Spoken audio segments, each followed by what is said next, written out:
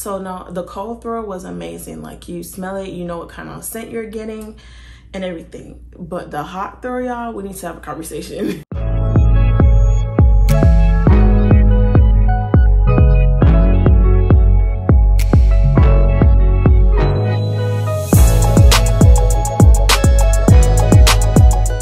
Hey y'all, what's up? My name is Tony and I'm the co-founder of the Hire Company. In today's video, we'll be doing the part 2 of the Cocoa Beeswax blend from the Wooden Wick Co. So if you're interested in a review on that wax, please stay tuned. All right, y'all. So if you watched the part 1 video, it was just me giving my first impression and also making the candles with the wax. I did 2 candles, if you remember, one with color and one without color, and I'm here to give you my review. It has been well over 2 weeks cured because I know y'all see how long ago I posted that video. I've been kind of putting it off because I just have been super busy. If you see my last video, it was a graduation vlog and we went on a trip.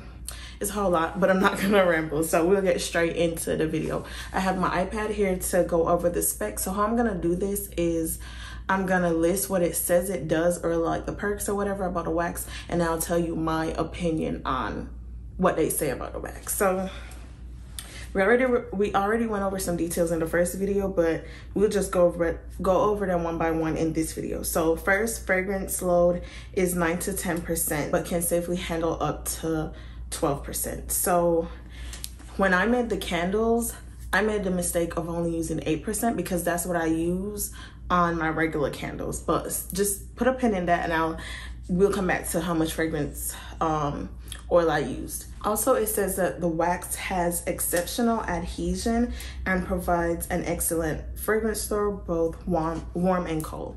So about the adhesion to the glass, in my experience on the very first day of making the candles, I showed y'all before, but I'm gonna insert another clip. So it kind of cooled weird. So it's like a line in between the one with the color and then the one without the color.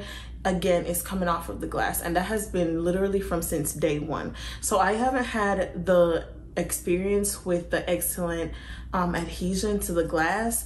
Maybe I didn't heat my glasses because I don't heat my vessels. Maybe that would help in the future, heating if you want to use this wax, heating your glass, maybe that would help with the adhesion of the wax to the glass. I'm not sure because in my experience, like I said, it didn't handle very well with the glass. One thing I didn't see this wax and the details on the website mentioned, maybe somewhere, but I just couldn't find it, is the tops of the candles. So like 1 pour candles, you don't have to do anything to it, which I'm surprised because this to me was the best feature of this wax.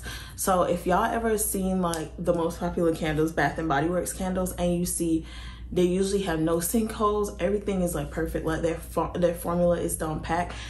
If they use natural wax, I'm sure it's the beeswax wax from Wooden Wick Co. Because y'all, the tops were so smooth, like I didn't have to heat it, nothing. Like I'm gonna insert a clip again and show you what I'm talking about. And if you remember, when I first poured the wax, I went ahead and poured the color wax and then put the wick holders on it, and I made the mistake of doing that because, like I said, the wax cools pretty quickly with this, which is another feature that I have experienced with it. It cooled pretty quickly, and so when I went ahead and pulled the wick up to put it in a wick holder, it kind of created a rough top because the top was already drying.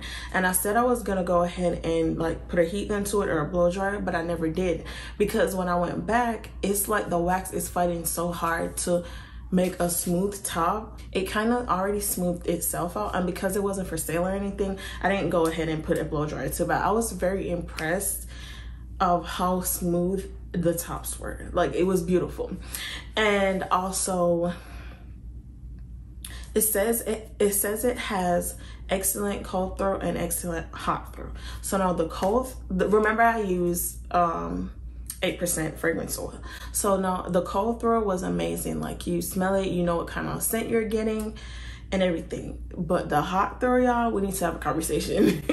So like I said, I use 8%, so this totally could be my fault. But then again, I feel like 1% off shouldn't be that big of a deal, but evidently it is. So I use 8% of fragrance oil. Right now I have 2 of the candles burning on my TV console. Yeah, I really can't smell the candle until I get close to it. Like I said again, that totally could be my fault, and for using like 8% instead of 9 to 10. Because in my other videos, you see I started pushing the fragrance load limit.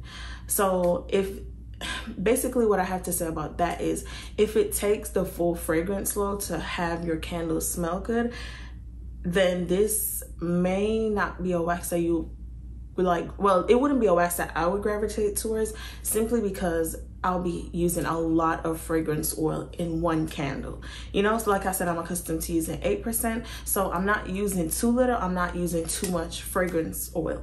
So it's like I'm saving fragrance oil and it's still giving an excellent hop through. However, with this, if the wax is to the point where I have to use 9, 10, 12 fragrance oil, then you'll have to use a lot of fragrance oil to have your candle like have the best hot throw possible.